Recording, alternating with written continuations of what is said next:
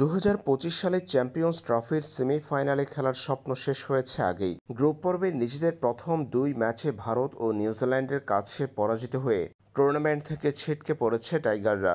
Group পর্বের শেষ ম্যাচটি আর খেলা হয়নি বাংলাদেশ দলের। রাওয়ালপিন্ডিতে বৃষ্টির কারণে ভেস্তে গেছে বাংলাদেশ পাকিস্তানের মধ্যকার ম্যাচটি। সেই ম্যাচ থেকে বাংলাদেশ ও পাকিস্তান দুই দলই পেয়েছে সমান 1 পয়েন্ট করে। এদিকে গ্রুপ পর্বে আজ মুখোমুখি ইংল্যান্ড ও সাউথ আফ্রিকা।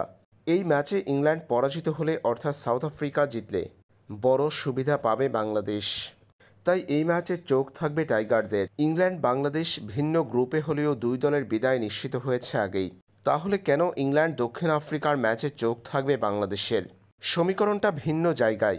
এই ম্যাচে ইংল্যান্ড পরাজিত হলে বাড়তি টাকা পাবে টাইগাররা। আইসিসির ঘোষিত প্রাইজ মানি অনুযায়ী সপ্তম ও অষ্টম দল প্রাইজ মানি পাবে $1,40,000, বাংলাদেশি মুদ্রায় যা 1,69,15,401 টাকা। এছাড়া প্রতিটি দল টুর্নামেন্টে অংশগ্রহণের জন্য পাবে $1,25,000, যা বাংলাদেশি মুদ্রায় 1,51,03,037 টাকা। তাই বাংলাদেশ দলের রোজগার এর মধ্যে 3 কোটি টাকা।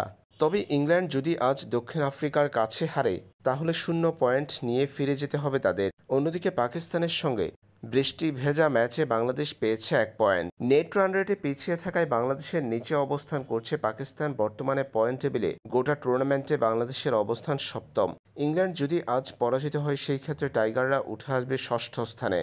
আর তখন বাংলাদেশ প্রাইজ মানি হিসেবে পাবে 4,22,88,000 টাকা, অর্থাৎ আগের চেয়ে প্রায় 3 কোটি টাকা বেশি পাবে টাইগাররা। দেশে ফিরে এলেও তাই নাজমুল হোসেন শান্তর দলের মন থাকবে ইংল্যান্ড ম্যাচে।